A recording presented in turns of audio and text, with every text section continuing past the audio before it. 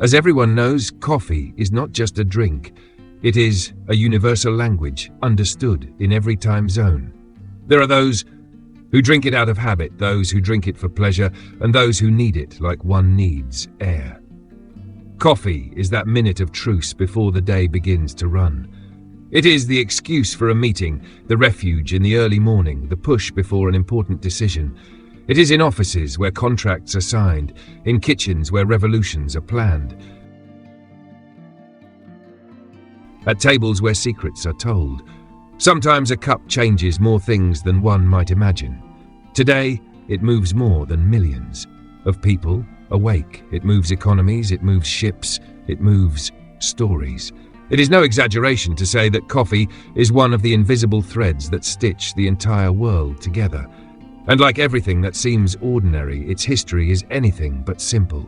And to understand it, we must travel centuries back to a dusty corner of Yemen, where a handful of seeds began to change everything. That many centuries ago, in the hills of Kaffa, Ethiopia, a young shepherd named Kaldi noticed something strange in his flock. His goats, after eating some bright red berries, did not sleep. They jumped, ran, and seemed full of energy until dawn. Intrigued, Kaldi took those berries to a nearby monastery. The monks at first rejected them, thinking they were a temptation of the devil. But one night, one of them decided to boil them in hot water. The aroma filled the room, and soon they discovered that this infusion kept them awake during night prayers. Thus, coffee stopped being a secret of goats and became an ally of wakefulness. From Ethiopia, it crossed the Red Sea to Yemen. There, Sufi monks adopted it as part of their rituals to sustain the long hours of prayer and deep meditation.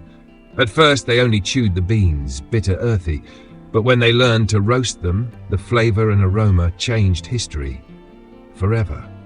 From Yemen, coffee traveled to the heart of the Ottoman Empire. In Turkey, Turkish coffee was born. Ground so fine it looked like powder, slowly boiled in a copper sesve until a dense foam crowned the drink.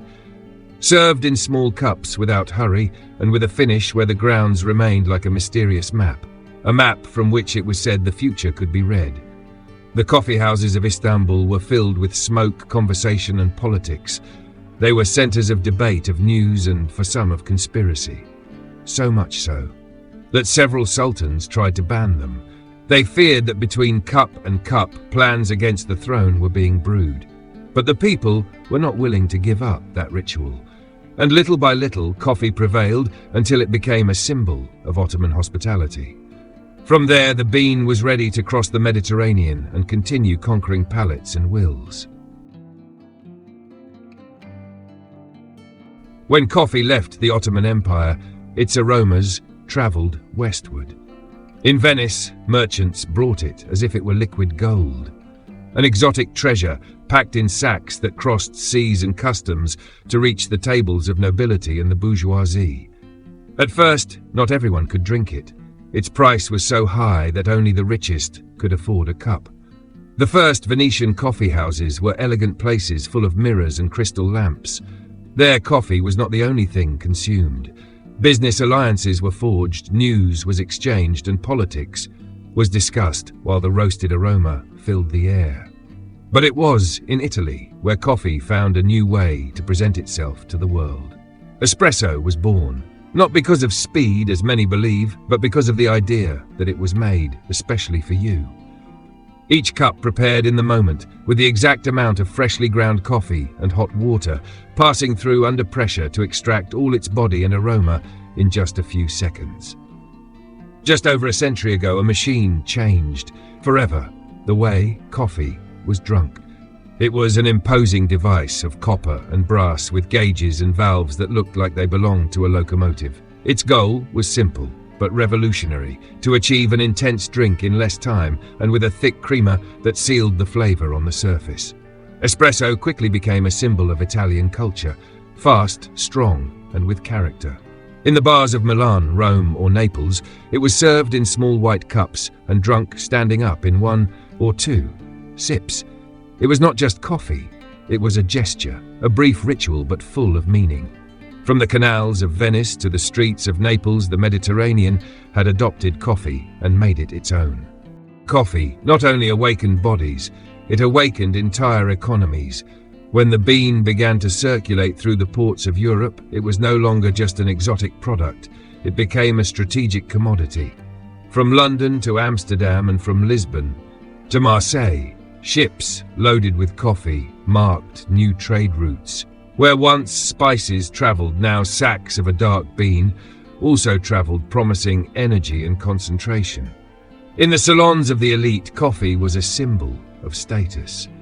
In public coffee houses, it was the intellectual fuel of journalists, writers and politicians. It was soon part of alliances and conflicts, because if a port controlled coffee, it also controlled part of the economy. In the Americas, tropical lands became the perfect setting to grow it. Colombia dressed itself in aroma. Green hills covered with coffee plants shone at dawn, while pickers filled baskets with cherries red as rubies. Brazil soon became a giant. Its estates produced such enormous quantities that the country came to influence the world price of coffee. The bean became a driver of modernization, but also a cause of exploitation. Long workdays, miserable pay, and an economic dependency that tied entire regions to a single crop. Even so, coffee kept gaining ground, because no other product combined so well pleasure, energy, and profit. In government offices and at business tables, the coffee cup became part of the scenery of power. And in the streets it remained the same as in Yemen and in Turkey, a moment to talk, conspire, or simply stay awake a little longer. Coffee is so many things that it is hard to define it in just one way. It is ritual, and it is business. It can be as simple as a filtered cup in your kitchen, or as complex as an espresso served by a barista who weighs the coffee to the gram and measures the temperature to the second.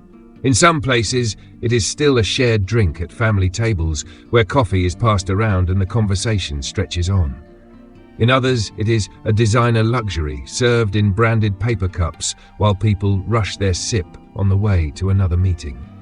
From the simplicity of instant coffee prepared in seconds to the perfect foam of a cappuccino carefully drawn over a handmade ceramic cup. Coffee is in the town square and in the global franchise with identical stores in any city in the world.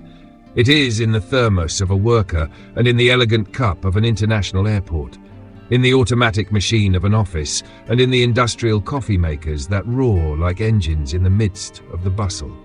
But beyond the form there is something that has not changed. Each sip is still a bridge to its history. A history that began on distant hills with restless goats and monks in vigil. Today, every time someone lifts a cup, no matter the place or the language, coffee still does what it has always done: bring together, awaken, and connect.